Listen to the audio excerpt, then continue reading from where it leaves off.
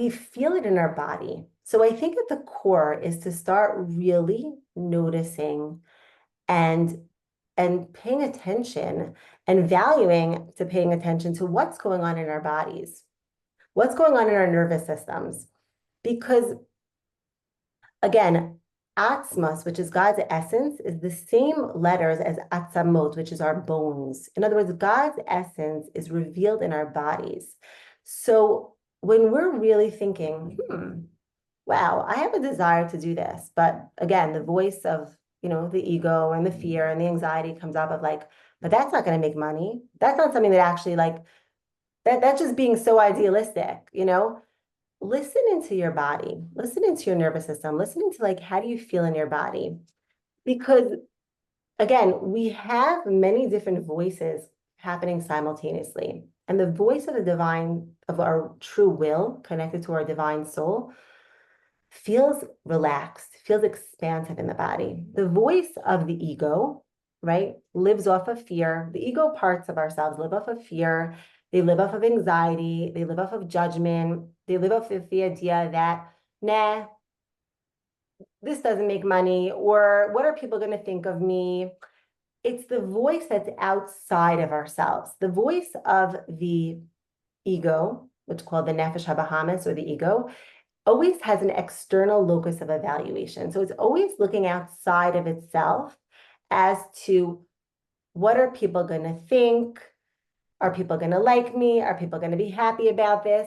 The voice of the divine soul has an internal locus of evaluation. So it's able to go inward and really say, wow, like, what do I feel about this? What does my authentic self feel about it? What do I feel how do I feel about it in my body?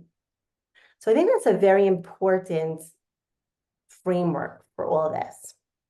Now, another few things, I made a list here because I really was like thinking a lot about it. I think this is so important to really, really tap into in a deeper way. Now, the voice of our true will, our higher selves, our true desires in the world, our intuition is usually quick and it's usually quiet, right? It's usually like the first thing that we think of. When we're really coming from a place of intuition, it says like we have a gut feeling, we have an intuition that something's right for us. It's usually the first thing that comes to mind. And it's usually more quiet or patient or not urgent. When you have to do something and it's like, I have to do it now, I have to do it like today, that's usually the voice of the ego speaking. That's like rushed or impulsive. It's like the sympathetic nervous system, the fight or flight energy. The divine soul within us doesn't have all those attachments and the fears and the anxieties. So it's just like, it's quiet, it's peaceful. So kind of like noticing in more of the energy that's actually propelling that feeling. Now, the other big thing, yeah, Miriam, sure. The voice of the ego can be called the Yetzer Hara.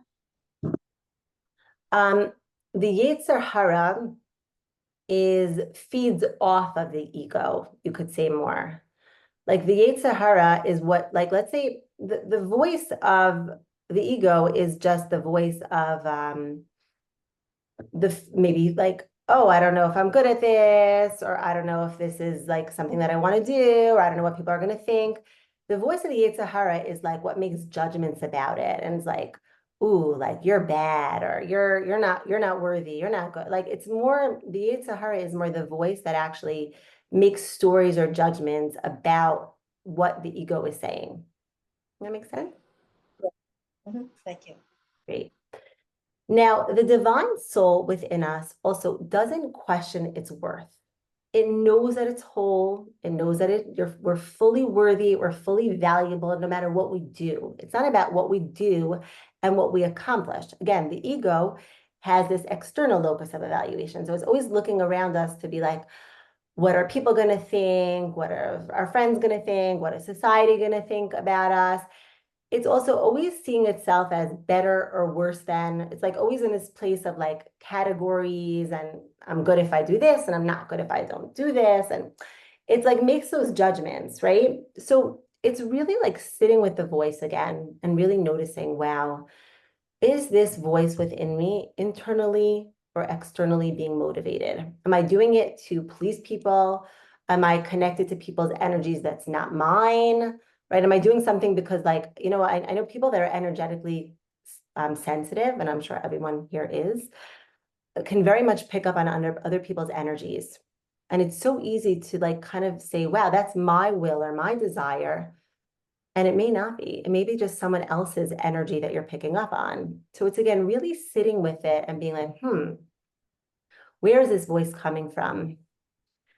Also, the voice of our true will or true desire is in the present moment, right? It's not, the ego always functions from the past or the future. It's always like what happened in the past and fear about maybe in the past I wasn't successful at things, or in the past I didn't make money off of things that I started, right? Or in the past, whatever it was.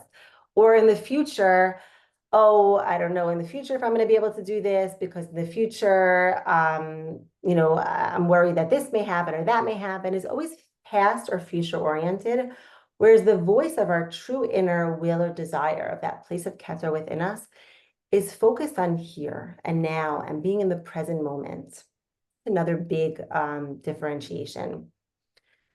Now, how do we also tune more into our true will is through meditation and prayer. Shannon was saying that, which I think is so amazing, Shannon, what you said in the beginning of the class, because you said you're feeling much better, you're becoming more aligned to what you want to do. And you said you've been spending a lot of time meditating and praying.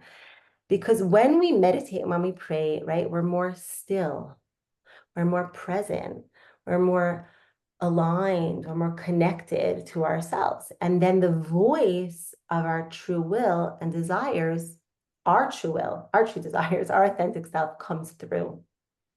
So it's so vital and so important to really spend time in formal prayer, not formal prayer, meditation. So important to slow down and being that still energy, which actually allows us and opens us to our vessels up to receive really what is my desire, what's my will, right?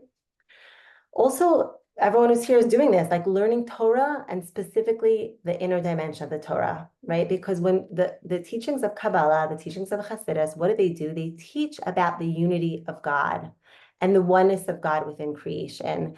And it allows us to literally let go of that illusion of separateness, the illusion of duality, the illusion of fragmentation, and really come to more and more and more of seeing the oneness within ourselves, seeing the oneness within the world. So that's another, the more we learn, the more we expand our consciousness through learning, the more we can really start connecting to the voice of our intuition, the voice of our true will and our true desire. Now, another final point that I want to make, and I think this is very important, is that ego feeds off of need. And the divine soul, the true will within us, feeds off of desire. A lot of times we do something and we're like, I need to do this and this and this. I need to go to this event that is happening in my community. Now, a lot of time, that's more the ego saying, oh, what are people going to think of me if I don't show up? Are people going to like me if I don't show up? Whereas the voice of our true will, our true desire is like, I desire to do that. It feels good. I want to do that. Something I want to do, I desire. It's not like I need to do this, because whenever we're coming from a place of need, there's always like a lack, right? There's like a lack mentality, a lack mindset, or a place of like desperation. Like the ego's telling you you're not enough, or justify your existence by doing this. But so it's really important, I think this is such an important point, is to really switching our language, even our internal language, from a place of I need to I desire. I desire to do this. I desire to take a nap. I desire to go to sleep. I desire to go out with friends. I desire to do something in my career. It's very subtle. I want to say it's like very, very, very subtle, these ideas and this language. And a lot of times, again, it's like, it's just an inner something that plays out within ourselves, but it's a very important distinction to make when we're really speaking about tapping into like really this Keter, this super conscious aspects within ourselves. One other point I wasn't going to say, but I was thinking about this also, is I think it's so important with other people in our lives not to shut down people's desires, to really respect the fact that, it's so easy, especially with relationships of people that are close with us, people that are loved ones, and, spouses, friends, people that are close to us in our lives, to hear a desire and to be like, I know you really well, and I don't think that that's going to work out for you. I don't think that's a good idea, But to really tune in and allow people to express their desire and to listen to people's desires, because to really remember that a person's desire and will is connected to a very deep part within them. It's really revealing their atmas, their essence is coming out, and to really allow people to be in a space more of like expressing their desires and honoring people's desires and holding space for people's desires, even if it contradicts our desires. I think it's a very important, it's a lot of that hold energy, that holding space energy I'm seeing more and more and more. It's like something that I'm really working towards.